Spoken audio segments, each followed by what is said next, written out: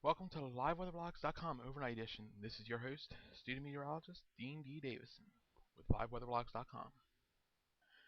What a day here. LiveWeatherBlogs.com. We've been keeping you updated with lots of severe weather events today going on. Maine, Massachusetts, Connecticut, New Hampshire, Vermont, New York, Long Island, New Jersey, Pennsylvania.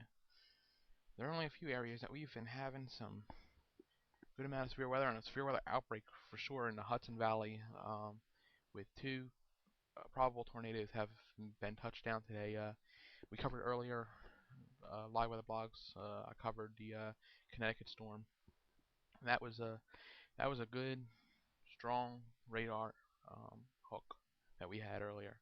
So I'm gonna like to see what it comes out as. It was going on radar and spotter saw it, so I like to see what that actually comes down to what up being. And we'll take a look at that. We're gonna go into what our severe weather will be over the next few days, and some tropics tonight, and then the heat wave. What a time coming for the heat wave.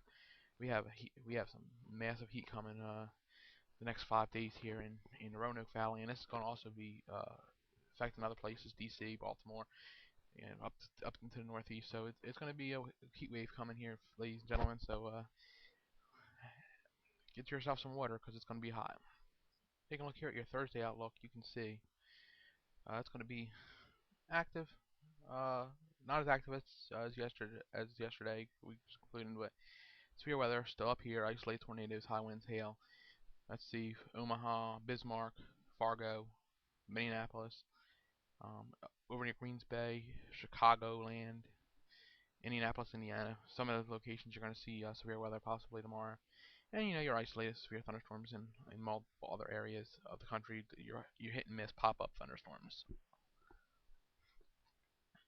With the jet stream also being up here in the northern tier, this is going to continuously generate low pressure after low pressure system, which will generate severe weather. And then we got Friday, and once again we're going to have the front lined up straight across in this area, some lows in different parts, and that's going to enhance your severe weather here in near Indianapolis, definitely here in Chicago, Omaha, down near Goodland, Kansas, uh, Bismarck. There's just areas that you can expect to have severe weather for the next 2 days, and this is Friday right here. We're looking at for severe weather threats, and also that isolated severe weather threat. Let's see, Philadelphia, Atlantic City, uh, up in the parts of Montana. You can never rule out some severe weather in this summer. And then taking a look at Saturday, here we go again. Detroit, Michigan, Albany, New York, Buffalo, New York, Pittsburgh, Pennsylvania, central parts of Ohio, Chicago, Illinois again. Also here near Green Bay, Wisconsin. There are just some areas that are looking at the most generalized possibility of severe weather. And like I said, here comes the jet stream again, going to run over the top here. Here would be the area you would look in for most probability of tornadic activity. And your isolated severe thunderstorms will also generalize it there. But the other thing we're going to have also kicking in here is the heat. We're going to have a high build in, and start generating that heat pump here in the mid-Atlantic states. What are we talking about with the heat pump? How about the word 100 degrees? I wouldn't be surprised to get the 100-degree area. Majority of that area down Roanoke, Richmond, Tidewater. Of course, cooler along the shore. Raleigh, Charleston, Atlanta, Tallahassee. These areas are going to be pushing upper 90s, close to 100 this weekend. We were discussing tropics earlier today, and what makes that interesting? Let's see. One area which we have to watch is that tropical wave progression east. Still looks like it could develop.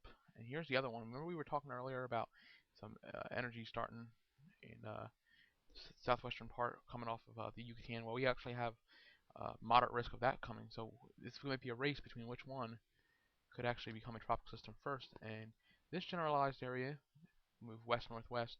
This one's moving about the same direction around the flow of the high that'll build off here and push everything around.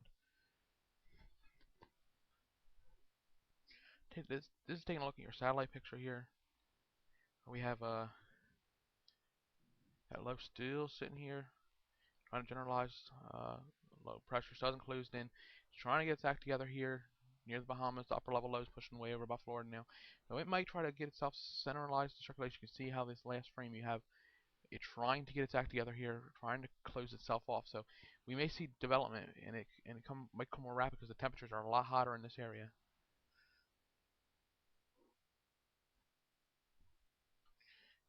Here we are. This low is trying to get itself together in here, trying to close off at this time, and the upper level low is kind of kicking itself out, and it'll be shifted away. And the other area, like I said, we see which one comes first. The low pressure is actually in here, and it's starting to look like it's trying to close itself off. So we got two areas trying to close themselves off. These two areas could be interesting.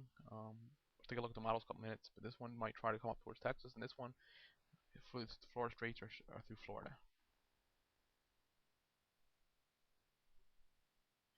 I thought I'd throw you this in motion too, so you can see where this low is filling in, and also where this upper level low is compared to where it's trying to get its act together here with near the far southeastern Bahamas. Looks like where the low is now. Like I said, we're gonna look at computer models here in a second. But the storm near the Bahamas, you can see there it is, and where it's gonna move. This is the general path I would expect it to go. Most of the models are saying here's the area over the next couple of days that you can expect this to do that. If it develops, it may develop to a tropical storm, depending on its shear value, probably in that generalized area before moving through the Florida Straits. If it gets this angle here, it can strengthen a lot faster. Actually, taking a look now at the latest models that came in. If this develops, this will probably go right into Mexico. A lot of these models, there's a few that have come in, are actually saying it's going into Mexico. Which wouldn't give it a lot of time to develop. Probably if it did develop into anything, it developed to a depression or a weak storm before it made landfall. But there's only three models in on this one right now. Taking a look here at over the next 10 days, we have the heat pattern here. Down here in the southeast, very hot. You can see this. Here's the low pressure they're looking at with the possible tropical disturbance, and you see where this will push. This is a GFS run model here. It would push it here and then pick it up with this low pressure coming in. So there actually is some area, but you can see this Bermuda high is going to be taking over the next 10 days, or next 9 days I should say, this whole area in Virginia, North Carolina, South Carolina, Tennessee, Kentucky, up in here into the northeast. You see where this comes across. Most of your disturbance will follow the jet stream here, and that can stay active for the possibility of severe weather up in the northern tier of this country. And by 10 days, you'll finally get a kick. Looks like a trough will build into the here to the west, kick out here, and finally start giving some relief 10 days out to the areas that will be in this heat wave. Taking a look for your extended forecast here in the Roanoke Valley. 71 tonight, 91 starting heat wave tomorrow, mostly sunny. Chance thunderstorms have diminished. Very slight chance on Friday, 95, 96 weltering degrees on Saturday, 95 on Sunday. Good thing if you have air conditioner, it's a good thing you have it, because it's going to be hot. And then Monday and Tuesday also look like it'll be around 90 degrees. And the period of dryness will pick up in the greater Roanoke Valley. Well, this is Dean D. Davison for LiveWeatherBlogs.com. Hope you enjoyed this overnight edition, and it was action-packed today. And I will have more updates later tomorrow. This is Dean D. Davison, LiveWeatherBlogs.com.